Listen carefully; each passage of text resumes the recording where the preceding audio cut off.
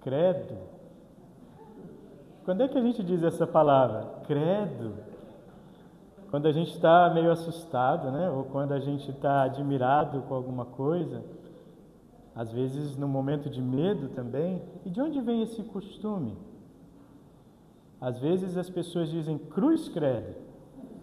Às vezes dizem credo em cruz. Isso é muito lá do interior de Minas Gerais também, né? Credo em cruz. Isso é resquício de uma maneira de se expressar diante dos medos e da dificuldade, dizendo eu creio na cruz. Eu creio. A palavra credo significa em latim eu creio. Então no momento de medo, no momento de angústia, no momento de desespero, dizer credo não é só uma expressão de susto lá na origem. Hoje pode parecer, mas na origem é dizer eu creio em Deus. Tem gente que fala até creio em Deus Pai, né? É uma maneira de dizer, eu estou protegido por Deus, eu lembro do seu amor por mim. Até Martinho Lutero dizia que nos momentos de angústia é bom dizer o credo, lembrar quem de fato está conosco o tempo todo. Os credos que nós temos são 3, e a gente chama de credos ecumênicos, ou símbolos ecumênicos, porque eles são não só da igreja luterana, eles são da igreja cristã no mundo. Desde o começo, bem nos primeiros séculos, eles foram sendo formados, alguns promulgados em concílios. O credo apostólico é o que a gente costuma mais falar, né? Porque é a forma mais resumida. Não quer dizer que ele tenha sido escrito pelos apóstolos, não, ele foi formado entre os séculos 2 e 4 a.C. É uma janela muito grande, né? É difícil saber a data exata. Mas ele provavelmente vem de uma antiga confissão de fé que era falada na igreja em Roma no momento do batismo. Era uma confissão batismal que depois foi sendo ampliada, foi sendo lapidada com o tempo e se tornou parte da liturgia da igreja antiga. O credo niceno, esse que até nós dissemos hoje antes do sermão, após a leitura do Evangelho, ele é uma herança do primeiro concílio, aliás, do segundo concílio, né? O primeiro foi em Jerusalém, lá em Atos dos Apóstolos, mas do segundo concílio em Niceia, 325 depois de Cristo. Por isso é chamado de credo niceno. Por que esses credos surgiram? A ideia era afirmar a fé dos cristãos na unidade a partir da Escritura e evitar ou combater falsas doutrinas, falsos ensinamentos. Na época do credo niceno havia falsos ensinamentos sobre Jesus, principalmente ideias que questionavam a divindade de Jesus, como se ele fosse, sim, o maior ser criado por Deus, mas que ele não fosse o verdadeiro Deus. Era a heresia ou falso ensinamento promulgado por Ario e os seus seguidores. Enfim, os credos não são orações, são confissões de fé. Por isso até na nossa liturgia a gente costuma dizer logo após a leitura do Evangelho. Nós ouvimos a palavra de Deus, nós contemplamos a Cristo e aí a gente responde com a nossa confissão de fé. É o nosso momento de testemunho no culto. Mas vejam, não é o testemunho de uma pessoa só, falando do que Deus fez por mim. É um testemunho comunitário, no plural, a respeito do que todos nós cremos e do que Deus fez por nós. E hoje, então, no domingo da Santíssima Trindade, a gente vai lembrar do terceiro dos credos, que é o credo atanasiano. Ele é chamado de atanasiano porque as suas ideias, a sua escrita é atribuída a Atanásio. Era um importante teólogo da igreja cristã também, mas não foi exatamente escrito por Atanásio, como está no estudo que vocês receberam aí nessa folhinha. O nosso próprio livro de Concórdia, que reúne as confissões da nossa igreja, numa introdução diz assim: o credo atanasiano é de origem incerta, mas está claro que não foi composto por Atanásio, o grande teólogo do século IV. Muitos supõem que tenha sido preparado em seu tempo, ainda que pareça mais provável que seja do século V ou VI e seja de procedência ocidental, né? Não da igreja do Oriente, mas da igreja do Ocidente. Em outros momentos, até a gente teve aqui estudos, né, sobre a história da igreja, a gente viu que desde o começo havia algumas diferenças, né, entre a igreja do Oriente, mais centrada em Constantinopla, e a igreja do Ocidente, mais centrada em Roma. Mas o fato é que esse credo atanasiano é o mais detalhado de todos. Em algumas vezes, em alguns trechos, ele pode parecer até repetitivo para nós. mas é porque a preocupação é estabelecer bem e não deixar dúvidas entre os cristãos sobre a doutrina da Trindade e também sobre quem é Jesus na Trindade, quem é Deus Filho para nós.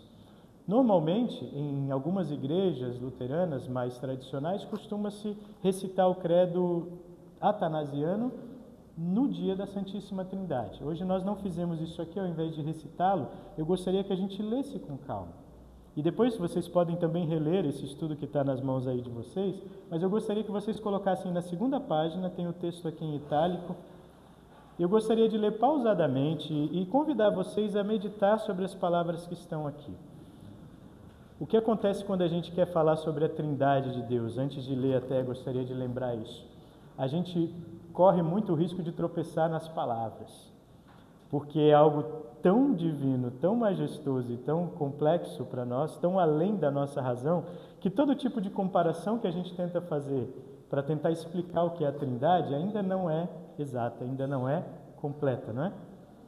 Um só Deus, desde a eternidade, mas também três pessoas desde a eternidade, além do tempo, não limitado ao espaço. É muito difícil definir isso, né? A gente tenta explicar, às vezes, para os confirmandos em instrução, para as crianças, para os jovens, mas toda a nossa explicação é ainda imperfeita. Tem gente que tenta comparar a água, né? A água tem 3 estados, não é? Ela é água, mas ela tem líquido, sólido e gasoso. Só que aí são 3 estados, 3 manifestações da água conforme as circunstâncias.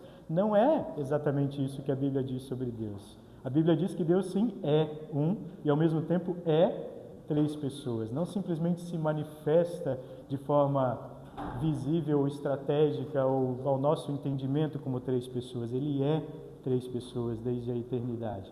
Isso é muito difícil de entrar na nossa cabeça. Às vezes alguns pastores gostam de usar o exemplo de uma fruta, como a maçã, por exemplo, né? A maçã tem a semente, tem a polpa, tem a casca. Se tirar qualquer uma dessas partes, não é mais maçã, ou não funciona mais como maçã, né? Não desempenha a sua função e o seu papel. É uma forma também, mas ainda imperfeita, de se aproximar da majestade de Deus. A verdade é que a gente não é capaz de entender Deus completamente, porque é muito além da nossa cabecinha. Nossa cabecinha funciona com categorias bem limitadas, né? Tempo, espaço, ordem, lugar, enfim. A gente não consegue imaginar, por exemplo, alguém que sempre tem existido e para sempre vai existir. Até a gente consegue pensar sobre algo que não tenha fim, né? Imaginar que há uma vida eterna, né? E que Deus não terá fim. Mas imaginar que Deus não teve começo. Quando eu dava aula para a 5ª série de ensino religioso, sempre tinha essa pergunta. Professor, se Deus criou o mundo, quem criou Deus? Já veio na cabeça de vocês? É a mesma pergunta que às vezes as pessoas fazem debruçadas sobre a explicação científica. Bom, se tudo surgiu de uma única singularidade, o que tinha antes?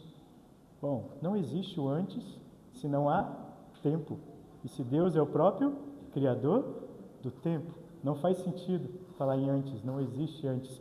Mas enfim, tudo isso embrulha a nossa cabeça, né? Dá um nozinho na nossa fraca capacidade. É como tentar colocar o oceano inteiro dentro de um copinho, tentar colocar Deus na nossa mente.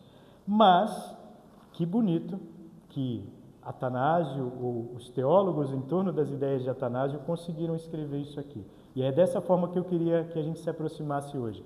Eu não vou tentar explicar tudo aqui nesse pequeno espaço de tempo, mas a gente pode conversar depois. Mas eu queria que vocês vissem isso aqui quase como uma poesia. Que a gente tentasse ler hoje pensando na majestade e na grandeza de Deus. Como é incompreensível para nós, mas é razão acima de toda razão. Vamos ler. Todo aquele que quer ser salvo, antes de tudo deve professar a fé católica. Alguém já se tremeu aí. Católica? Como assim, pastor? Calma. Católico aqui quer dizer universal, de todos os povos. Não havia diferença entre católico romano, cristão ortodoxo, protestante, evangélico. Aqui era uma única fé. Nos nossos credos a gente substituiu depois por cristão, para ficar mais fácil das pessoas entenderem. Mas a palavra católica não é propriedade de uma igreja específica, né? Quer dizer de todos, de todo o universo.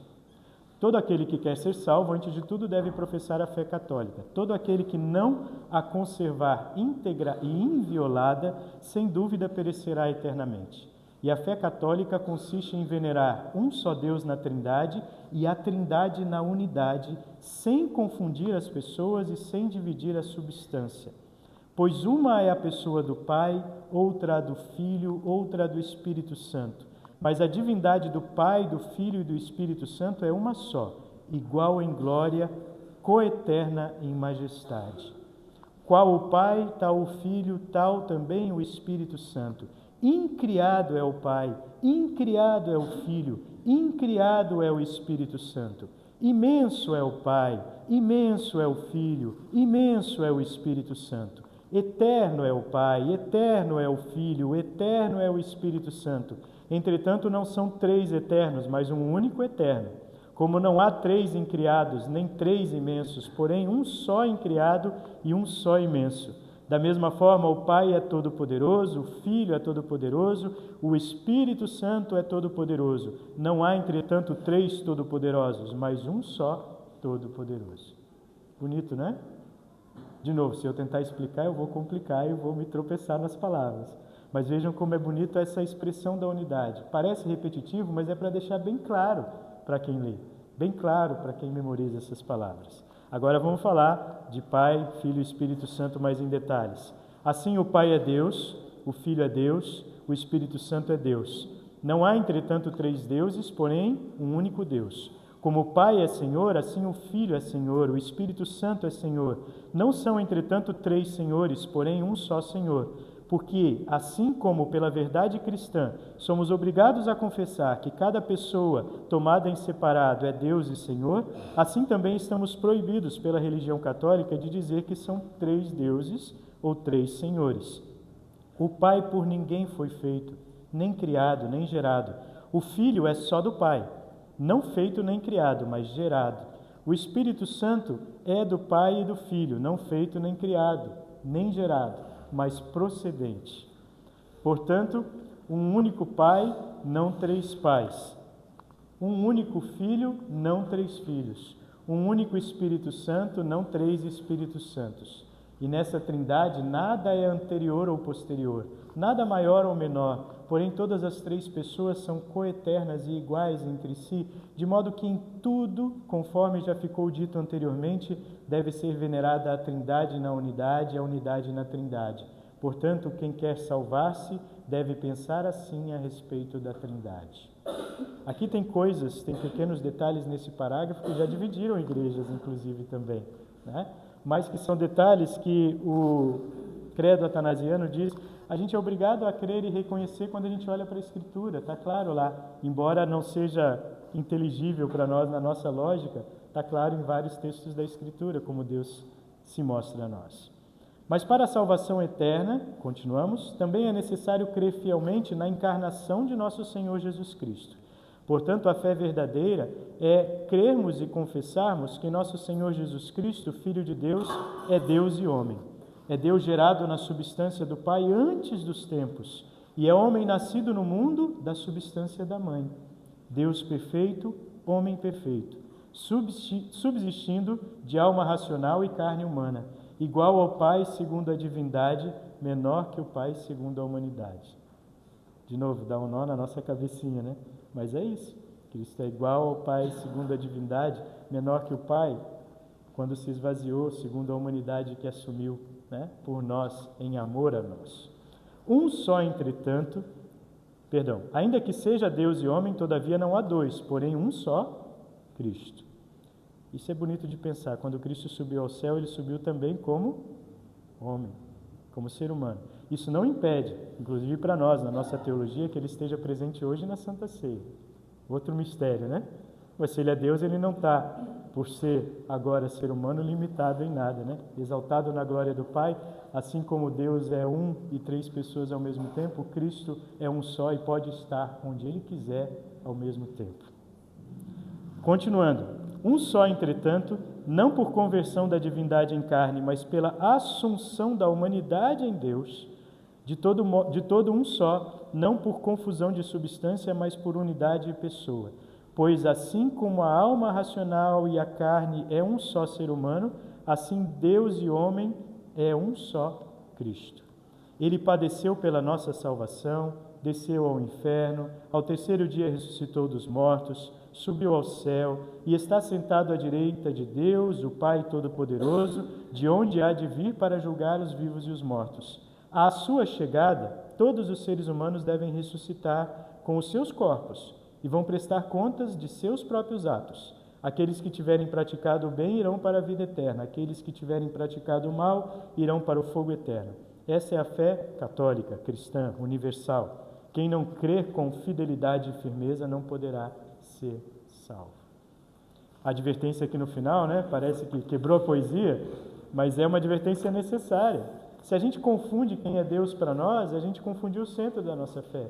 Se a gente confunde quem é Cristo por nós, a gente também confundiu o centro da nossa fé. Se a gente tem práticas que apagam o lugar de Deus Pai, Filho e Espírito Santo na nossa vida, a gente também acaba com o centro do cristianismo. Isso é uma advertência, inclusive hoje, quanto a muitas igrejas que não falam mais de Deus praticamente, ou falam de um Deus instrumental, é o Deus a meu serviço, é o Deus da forma que eu quero, não o Deus em sua majestade, que está muito além da minha compreensão.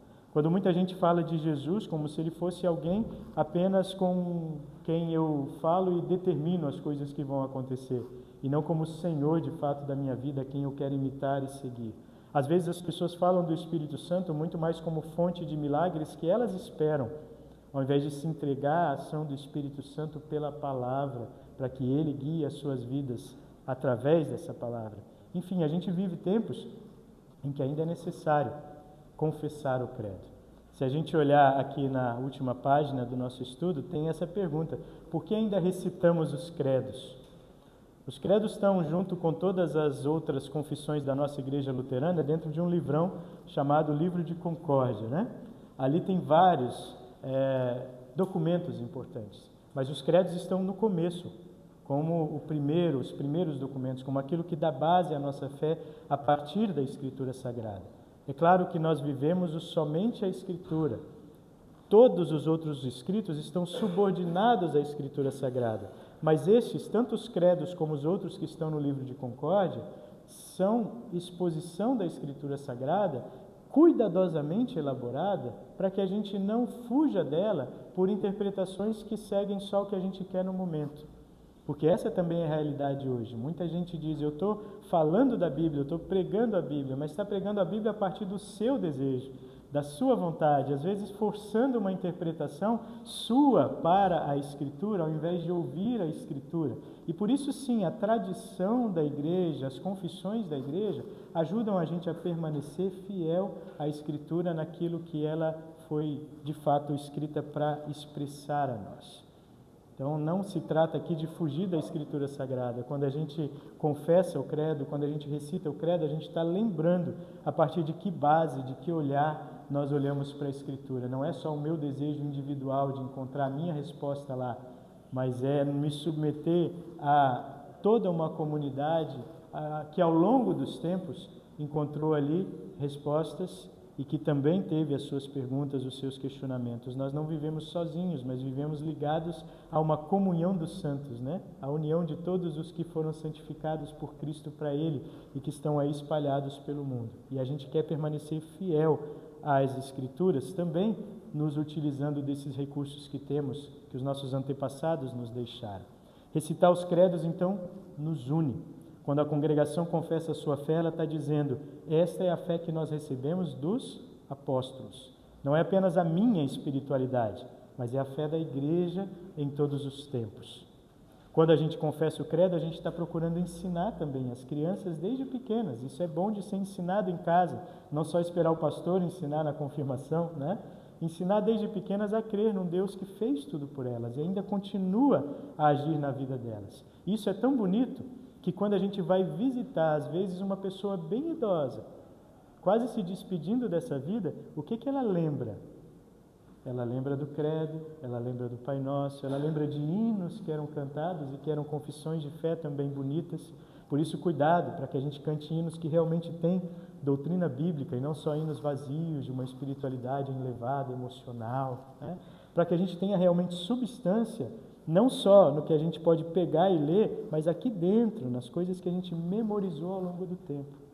Eu já vi, vários pastores relatam também, como é bonito o exemplo de vermos pessoas às vezes idosas, ou pessoas que estão em fase terminal, com dificuldade até de falar, de ler, de se expressar, mas que se apegam e se agarram àquilo que estava ali inculcado no seu coração. Então, memorizar o credo, memorizar uma oração, não é, ao contrário do que alguns pensam, nenhuma manifestação de paganismo ou de vã repetição. Isso é outra coisa. Memorizar os credos, memorizar orações, significa também colocar para dentro de nós algo que ninguém vai nos roubar, a palavra de Deus. Não depende nem do suporte físico que a gente tenha na hora ou da nossa capacidade de ler, mas do que já foi inculcado no nosso coração. E isso é bonito, isso é consolo também para a nossa vida. Aqui no finalzinho da nossa folhinha, do nosso estudo, tem ali 3 questões escritas ali para conversar. E nós podemos conversar sobre elas depois, mas eu gostaria de lê-las aqui para vocês. Primeiro, o desejo humano de entender todas as coisas ou de encaixá-las em nossa própria racionalidade não é o que acaba dando lugar ao pecado e gerando tantas divisões no cristianismo? A gente tentar explicar demais Deus além do que a Escritura diz, tentar encaixar Ele dentro da nossa razão, tentar domesticar Deus, né? Ou dizer o que pode ou não pode para Deus, é simplesmente nos submetermos ao que a Escritura diz.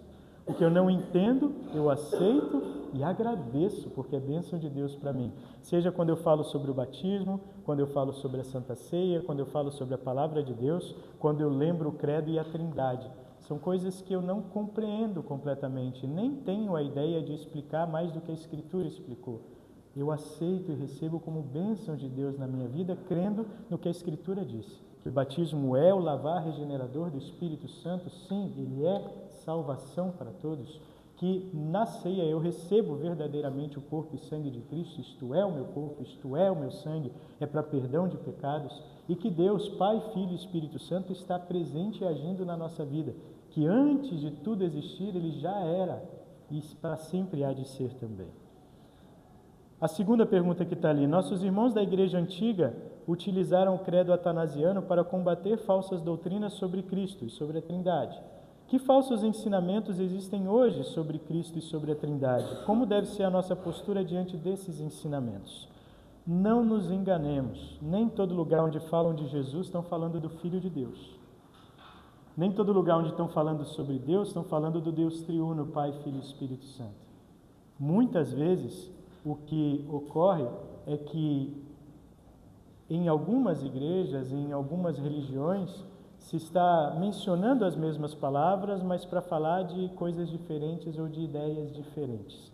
Nem todo mundo que se diz cristão está realmente propagando essa doutrina cristã. Por isso a gente tem que estar bem firmado na Escritura.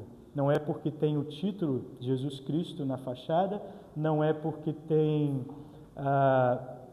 até textos dos evangelhos sendo lidos, não é porque se fala em amor, fraternidade e caridade que se está falando sobre a fé que salva. A fé que salva está firmada em Deus Pai, Filho e Espírito Santo, assim como ele é revelado na Escritura. Nós precisamos ter bastante consciência disso.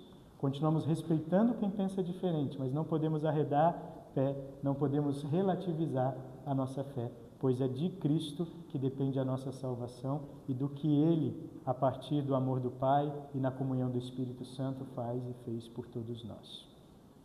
Que a gente possa seguir sempre firmado nessa fé, então. Com força, com coragem. Né, Raquel? Achou a tomada aqui? Achou, né? Amém.